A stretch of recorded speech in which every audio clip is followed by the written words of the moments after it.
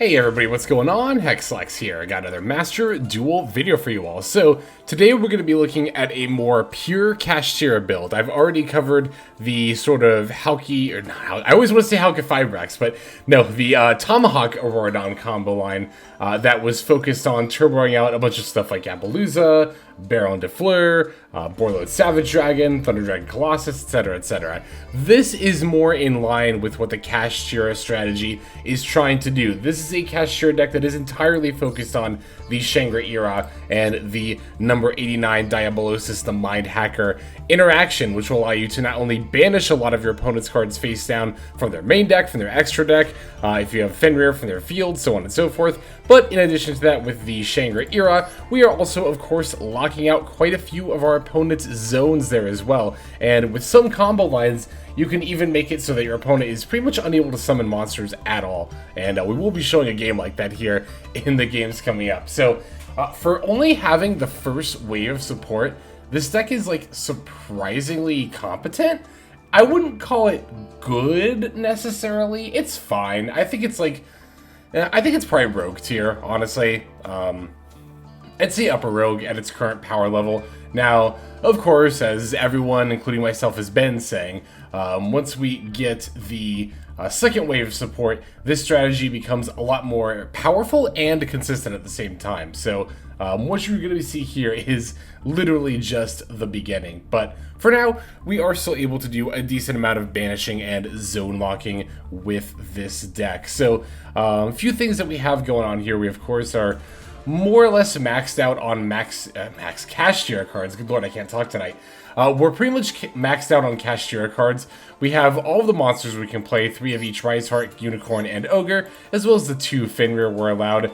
We're playing 2 Birth and 1 Preparations. I've seen a lot of builds with 3 Birth. I really think you only need 2. You know, once you play 3, in my experience, you got a lot of, like, hands that tended to get clogged up with, like, Unicorns and Births, and you don't want all of them at the same time, so it's like, you know, all in all, I think that the 2 is fine. And the Preparations, you really only need the 1. That's a fine card. It's okay, but yeah, I really wouldn't play more than 1 in a pure Kashtira build. And outside of pure Kashtira, I would hesitate to play 1. I know I was playing one of my Auroradon builds, but I think I'm probably going to end up dropping that and the Ogre for some other extenders. Speaking of extenders, we have a couple of generic level 7 extenders. The Ascendant of Thunder and Instant Contact are making reappearances here as just, again, generic level 7 extenders to make the overall game plan a lot more consistent, because ideally we do want to be summoning out 2 rank 7s, and that is often going to be a 3-card combo a lot of the time. Sometimes 2 if you open with, like, Kashtira Unicorn. Well, no, that's still actually a 3-card combo, honestly. So you want to make sure that we're just getting as many of those extenders as possible, so that way we can open with our combo as consistently as possible there.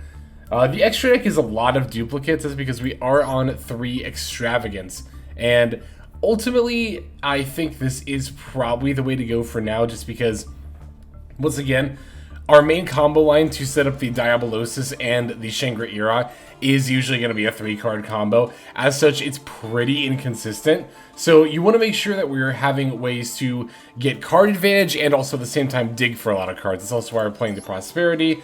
We've got the triple tax, because a lot of the time you don't even look at your opponent's cards with this in this build. You do need to draw to just to find more extenders, and so on and so forth. One thing I was kind of considering for the extra deck, and I would definitely lean towards if I wasn't playing the extravs, is some level 10 synchros like Baron de Fleur to go with our Ash Blossom and level 7 monsters that we're always special summoning. Seems a bit niche, but there have been a couple of times where I was like, yeah, you know, that might not be a bad idea. It would be nice in this particular scenario here. Let's see. As far as the rank 7s go, I think we're playing, I mean, obviously, you know, with the extras, we want to play 3 of each, Diablosis and Shangri-Ira. I know I kind of like down-talked the deck. Not really down-talked, but, you know, I played against a pure Kashtira deck a little while ago, and I was like, oh, I wonder where they're playing 3 of each. And it's like, oh, it's because of the extras. I think somebody in the comments actually ended up pointing that out. For the same reason we're playing 3 Aqua Neos, I just never want to dead draw an Instant Contact because of an extrav. 2 Big Eye, because I do want to have this card a lot of time. Going second, this is one of the better rank 7s to make. And then from there, we kind of just filled it out. Oh, and then Zeus, of course. Any Xyz-based deck should probably be rocking the Zeus here. From there, it was just a random couple of spots to fill out. We have Donner in case we need some spot removal. I really thought about taking this out for the Baron, though. I think the Baron would come up a little more often. Number 28, Titanic Moth, is for attacking directly, so you can go into Zeus easily. And Red Eyes Metal Flare is just kind of like a random rank 7. I don't know. If I had a Draco Sack, I'd probably just play a Draco Sack here, but the Red Eyes Metal Flare, I think, is probably the next best standalone rank 7 there. So, okay, I think that is going to cover it for the list. Now, let's go ahead and see this deck in action. But first, I'm going to break it down card by card, just so we know everything that we have going on here. So, we were playing 3 Maxx, 3 Ash Blossom and Joyous Spring, 3 Kashtria Riseheart, 2 Dimension Shifter, 3 The Ascendant of Thunder, 2 Kashtira Fenrir, 3 Kashtira Unicorn, 3 Kashtira Ogre, 1 Reinforcement of the Army, 3 Pot of Extravagance, 3 Triple Tactics Talent, 1 Pot of Prosperity, 3 Instant Contact, 2 Kashtira Birth, 2 Call by the Grave, 2 Infinite Impermanence, and then 1 Kashtira Preparations. It's going to do it for the main deck.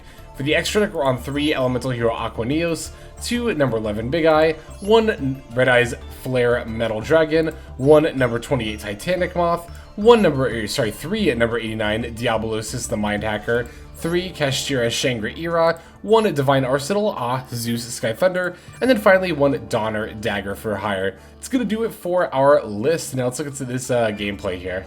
Alright, so our first duel here is going to be against Dragon Link. And I don't think I actually said this during the deck profile, but I'm sure I'll throw it in the title of the video there. But when I was testing this particular iteration, I started testing it after I hit Master 5, just so I wouldn't, D-rank testing this deck. This particular iteration, I immediately hit a 7-game win streak. So I definitely think that this build is where it's at as far as pure Kashtira goes. Opponent's going to Striker Dragon. I'm going to throw down an Imperm here. This was definitely a little bit questionable, especially, I even thought this in the moment. I was like, do I really need to Imperm the Striker Dragon here? I think I probably should have used one of the Ash Blossoms. It's honestly debatable if I even should have negated the Striker Dragon. The Dragon Ravine tends to be the better choke point here, but again, I do have the Ash Blossom as well, so I was thinking about saving it. So I was like, I'll just throw down the Imperm here on the Striker Dragon and see, what's up, see what happens. So Imperm is going to negate the Striker Dragon. My opponent is going to end up having the Wyvern Burster in hand. They're going to link that off with the Striker Dragon. I'm not going to use my Ash Blossom here because they're ending up with a Hieratic Seal and not going for the Romulus. I mean, I wouldn't have used Ash Blossom even if they had gone for Romulus. I would have waited for the Ravine. I don't know why they didn't go for Romulus here, especially as we're going to see their hand a little bit later on. I don't know, there didn't seem to be any reason not to go for it, in my opinion. But anyway, gonna lead off with a Pot of Prosperity. Opponent's gonna throw out an Ash Blossom for it. We did banish 6. I'll show you the 6 I like to banish here. Basically just a lot of your excess stuff, right? Like the extra Aqua Neos, the extra Big Eye, Diablosis, and Shangri-Ira, and then Red Eyes Metal Flare. I've got enough plays in hand where I don't think I need this, and Donner Dagger for hire is definitely the least used of the extra deck cards. So there's a 6 I like to toss with the Prosperity there, usually. Gonna special the Unicorn and activate the effect. Opponent's got a Veiler. That's totally fine with me. I'm not too fussed about not having the Kashtira Birth here. I'm a little more, I don't know, even this Hieratic Seal, it's gonna bounce one of my cards, but I do have the Ash Blossom for the special summon effect, and again, I still have another one for my opponent's turn, so I'm really not super duper concerned here. Alright, negating that, specialing the Ascend of Thunder. Again, I am going to throw it out again just to get some extra battle damage in here. Because I do believe I have a bit of advantage on my opponent, I think it's worth trading my 3,000 life points for their 2,700. So I'm going to throw down a Shangri-Ira and then just pass. I really just want to use the Shangri-Ira to start turboing out Kashtira monsters. I was planning on going for a Fenrir here to try to disrupt their board a little bit, but the opponent is going to end up having an Ash Blossom of their own to negate that effect. Still, the Shangri-Ira has 3,000 defense and can prevent its own destruction by detaching materials, so I'm not super duper concerned here. Okay, so here, my opponent's going to summon Striker Dragon, and here they make their fatal misplay. They did not chain block correctly here. They really should have chain blocked the other way around. So that way the Collapse Serpent wouldn't get negated here, and I would have had to have negated the Striker Dragon Search for the Boot Sector launch because, yeah, they're just going to end their turn at this point. They don't have any other plays. So, of course, they had another baby Chaos Dragon, they could have summoned something there. So, now we're grabbing that Fenrir with Shangri-Ira during the standby phase. I'm not activating Extravagance because I don't want to banish 6 cards from my extra deck anymore, so gonna just add and then special the Riseheart, and then my opponent's just gonna go ahead and concede there. So, it was a little bit dicey, and I definitely could have played my Disruption better. I will definitely be the first to admit that, but all in all, not a bad game here with the pure Kashtira deck. I think this was actually my first game on that 7-game win streak too, so it was nice. It was a very nice start here. We didn't do a lot of zone locking here, but we definitely have at least one game, I think a couple coming up, where we do some excessive zone locking. So let's go ahead and take a look at that. Let's go straight into it. Alright, so this next duel, which I believe this should be the one where we do just excessive zone locking and extra deck banishing, is going to be against a Kashtira kind of synchro variant. It's not really using like any one particular engine, but it's got a lot going on in the extra deck there. So we're going to take the first turn, and this hand is looking pretty good. Going to start with the Prosperity. I should have led with Rhoda, actually, but, well, I don't know. It's actually kind of debatable. It's just with the Prosperity, Excavate here is actually going to be just a little bit odd, right? Like, we hit 2 Imperms, Riseheart, Birth, Ascend of Thunder, and Fenrir, and I actually end up adding the Imperm here. So, the reason for that, and the way I like to do cards like Prosperity when I'm choosing between, like, 6 cards is, I like to work backwards and figure out what I don't want, right? So, I don't want the Kashtira Birth, because I already have Unicorn. I don't need the Riseheart because I already have Rhoda. I don't really need the Fenrir because I already have other Kashtira monsters I'm going to special, and I can just get the Fenrir with the Birth after I banish it off of Riseheart anyway, so I don't need that. The Ascendant of Thunder, I don't really need the extra level 7 body here because I can already make plays even without it. So that kind of leaves the Imperms up by default as the last things that are really exceptional to get here. So given that my hand is all gas, I'm going to add a little bit of Disruption. Going to follow up with the Reinforcement of the Army for the Riseheart here. After that, we're specialing the Unicorn and activating the effect in order to add the Kashtira Birth, which I will promptly then activate. This will allow me to normal summon the Kashtira Ogre, whose effect I will activate to grab the Kashtira Preparations. Now I can special the Riseheart from my hand, and before I activate the Riseheart's effect, I'm going to go ahead and overlay for the Shangri-Ira first. I want to do that first because the Riseheart is going to banish cards from my opponent's deck face down, which will allow me to zone lock one of my opponent's main monster zones with the Shangri-Ira. This Fenrir got banished off of the Riseheart from the deck, now we can bring it back with Birth. Use it to add another Fenrir if we need it for follow-up later, and now we overlay into Diablosis, the Mind Hacker. I'm going to use Diablosis to look at my opponent's extra deck, and going through it, I immediately noted not only the tier limit engine, but the synchro engine based off Chaos Ruler as well.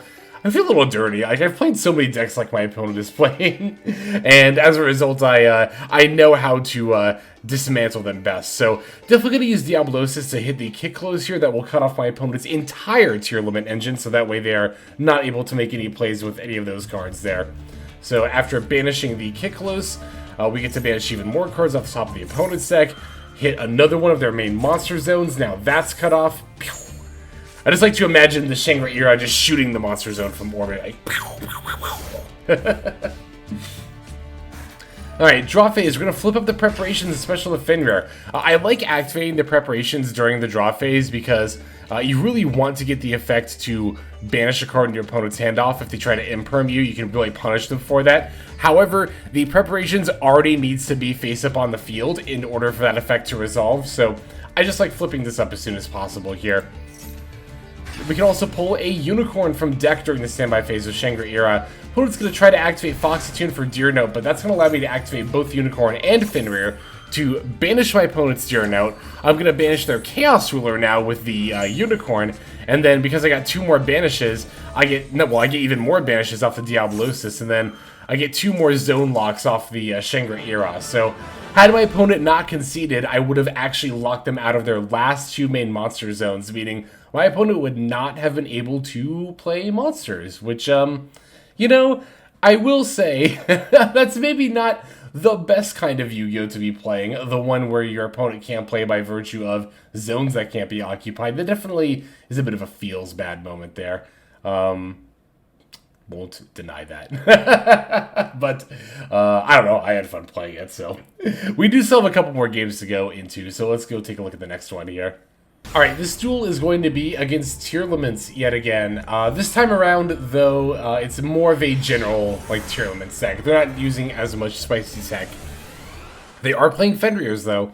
They are playing 2 copies of Kashtira Fenrir. So, once again, we get to go first, and opponent's going to immediately draw phase and Maxx. So, in this case, because I have the Ogre in hand, I'm just going to special that and add Preparations, and set Imperm Preparations and pass. This will allow me to use Preparations to not only, of course, try to punish any Imperms for my opponent, but also allow me to special Kashtira during their turn. They are going to throw out another Maxx, so they're going to get yet another draw, but that's fine. I get to look at my opponent's top 5 cards and banish one of them. That's how I find out my opponent is on Cash. They're using Unicorns as well. I think only the one, but they're on Kashtira, so we'll get rid of their Rhino Heart. Here it is, here it is, here it is. Ah, I've been waiting for this. This is actually the only time I've actually resolved this effect, but the opponent has tried to Imperm and stop the Unicorn from getting rid of their Kit Close. However, as a result, the Preparation is now going to snipe from their hand instead. So, alright, let's see what we've got here. A Driver, an Ash Blossom, a Caldo, a Fenrir, and a Meta Noise. That's definitely not a very exciting hand from the opponent, which is definitely something we like to see when we are hand ripping with a card like Preparations. So, with a hand like this, I'm of course just going to go ahead and take out the Fenrir, but even if I hadn't like had the Preparations at all, I mean, look at my opponent's hand. It's just not that good. I don't think I saw a Baron. There were no Synchro monsters in their extra deck, so there was like no chance of specialing this, normaling this, and having plays. So yeah, truly a case where I didn't even need a hand rip, but we'll do it all the same. We'll get rid of their best card, and then they just concede after that, so. That's actually how a lot of this win streak went, honestly. Not that I blame my opponents, but like, especially because I was in Master 5 for most of it, right? Pretty much people there, since you can't D-rank, will concede pretty easily a lot of the time, and as a result, I would often just like special Unicorn, activate Birth, and then my opponent would concede, so go figure. Alright, we do have one more game to take a look at though, so let's go straight into it. And for our last game, we are up against Sprite. It is quite possibly one of the spiciest Sprite lists I've ever seen in terms of text. I'll go ahead and show it to you after this duel. We'll go ahead and take a look at this list, because I want you to see just how spicy this Sprite deck is. Here we're going to be taking the second turn. Opponent's going to start by normaling the Nimble Beaver, and then, whoa, flying out with a lot of plays right out the gate. So let me slow down a bit and explain what's going on here. Opponent started by normal summoning the Nimble Beaver. I had the option to negate with Imperm here, and sometimes I do like to take a chance to try and negate the Nimble Beaver and hope they don't have a Sprite monster in hand, but honestly, most of the time that just doesn't pay off. So here, what I'm going to do is I'm just waiting for either Gigantic or Sprint, whichever is coming down, and we'll just go ahead and take care of it from there. So my opponent did end up having the Sprite Red in addition to the Nimble Beaver, so I am glad I didn't use the Imperm on the Nimble Beaver, and instead I'm going to use it on this Sprite Sprint here to stop it from sending the Angler and getting 2 more Beavers out of the deck. However, my opponent will still be able to summon Gigantic using the Red and Sprint on field, which they're going to be doing right now. Alright, there's the Gigantic. In defense mode, it does have 3200 attack, but it's not going to stick on the field anyway, so it doesn't matter. It's pulling out a blue from the deck. Blue will add the Jet, especially the Jet. Jet will add, looks like the Sprite Smashers here. No starter, because we don't need the extra extender. That does make sense here. Linking rather into the Sprite Elf. Sprite Elf's effect is going to bring back that Nimble Beaver, and then we're going to actually overlay the Beaver with the Jet in order to go for the Melfi of the Forest. Melfi of the Forest grabs a Melfi Caddy from the deck. The opponent's face down is definitely the Smashers there. And then during the end phase, we're going to go ahead and summon the Caddy, or our opponent is rather. So, alright, drawing for turn, this Ash Blossom is not going to do as much for us as I would like, as it could have done on the last turn. And our opponent's Ash Blossom on the Extrav actually does hurt with a hand like this. We do have, like, all rank 7 play, but this is definitely one of those hands where, like, we need a little bit more to just have enough juice to keep going here. Like, a Unicorn, a Kashtira Unicorn would have been amazing here.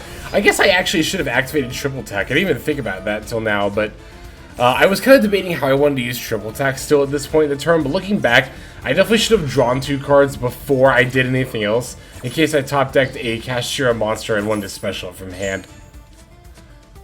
But our opponent just has so many plays. They're actually going to use the Caddy to add a Nimble Beaver here, which tells me they already have the Penny in hand. So, yeah, as you can see, even after drawing 2, we didn't get any cash monsters. Gonna try to make a Diablosis anyway. But holy moly, it's Ghost Mourner and Moonlit Chill.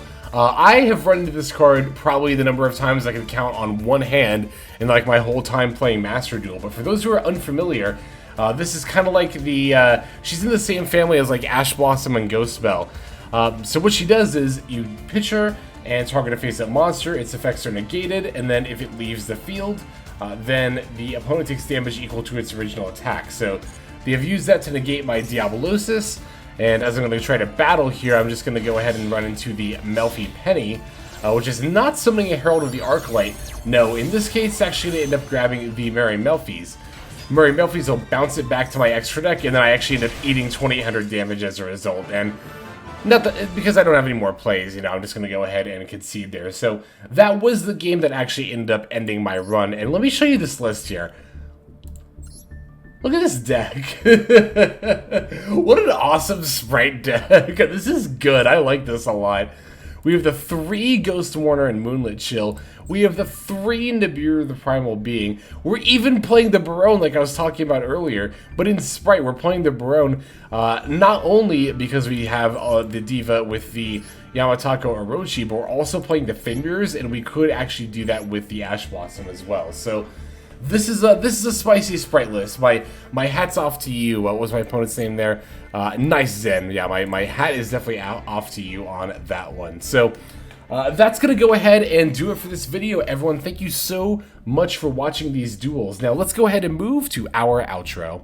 Alright everybody, thank you so much for watching all the way to the very end of the video like this. That means a whole lot to me.